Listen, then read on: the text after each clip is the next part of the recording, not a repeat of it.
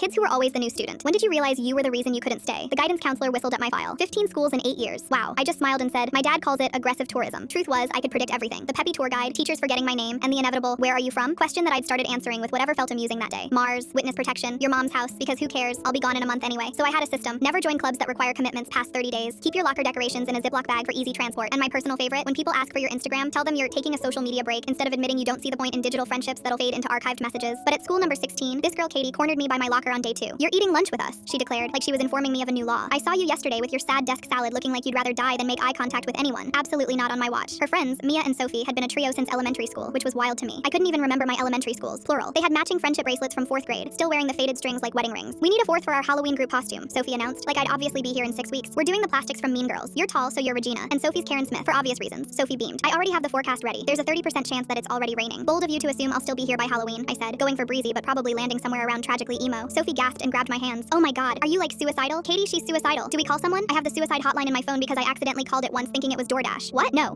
I said quickly, suddenly realizing how that sounded. I'm not, I just meant I've been to 15 schools in 8 years. My family moves constantly. I probably won't physically be here. Oh, Sophie nodded slowly. Wait, 15 schools in 8 years? So you've been to 23 schools total? Katie looked me dead in the eyes, ignoring Sophie's math. Bold of you to assume we'd let you leave without being Regina George. They did things that made no sense to my transient brain. Mia bought me a succulent because even if you move, these things are impossible to kill. Trust me, I've tried. Sophie added me to their Forever Sophomores group chat, which had messages dating back 3 years and roughly 10,000 inside jokes I didn't understand. Katie kept sending me TikToks at 2 a.m. with captions like us next year, and I wanted to scream that there wouldn't be a next year. There never was. 3 weeks in, I made the mistake of actually caring. We were at Katie's house studying, eating cookie dough and stalking Instagram when her mom asked if I could come to their Thanksgiving. She makes this insane mac and cheese, Katie said. Like life-changing, religious experience level. I'll probably be in a different time zone by then, I said, trying for funny, but Katie's face went serious. Okay, that's it. Intervention time. She pulled Sophie and Mia into a huddle, then turned back to me. We've decided you're not allowed to pre-break up with us. Pre-breakup? You know, ending things before they end. It's like eating dessert first, but sad, Mia explained. Besides, Sophie added, my cousin moved to Germany and we still send her memes. Distance is just a number. Well, technically it's like a measurement, but you get it. That night, I found mom looking at real estate listings on her laptop, basically the bat signal for start packing. But instead of retreating to my room to organize my stuff into the usual categories, essential, semi-essential, abandon if necessary, I sat down next to her. This school has a really good theater program, I said casually. They're doing Heathers in the spring. Mom froze, then slowly closed her laptop. You want to audition? I mean, the drama teacher already assumes I'll be here. She gave me forms, with deadlines in January. I tried to sound nonchalant, but my voice cracked on January. Mom and dad exchanged a look I'd never seen before, like they were having an entire conversation in married people telepathy. We could look at houses here, dad said slowly. To buy, not rent. I stared at them. But what about your job? I've been remote for 2 years, he admitted. We thought you liked exploring. Exploring? I cried. I thought you guys were commitment-phobic nomads having a midlife crisis. Turns out my parents had been moving every time they saw me shut down, thinking a fresh start would help. Meanwhile, I'd been shutting down because I knew we'd move. We were literally a self-fulfilling prophecy of unnecessary relocation trauma. Katie's response when I told her we were staying was to immediately make me help plan our senior year beach trip. That's 2 years away, I protested. Exactly, she said. We need time to make a killer playlist. Last week, I did something revolutionary. I put up posters with actual tape, not removable strips. Mom cried. Dad took pictures. Yesterday, when the guidance counselor asked how I was settling in, I said, plot twist, I'm actually settling. She laughed. Not a plot twist. More like character development.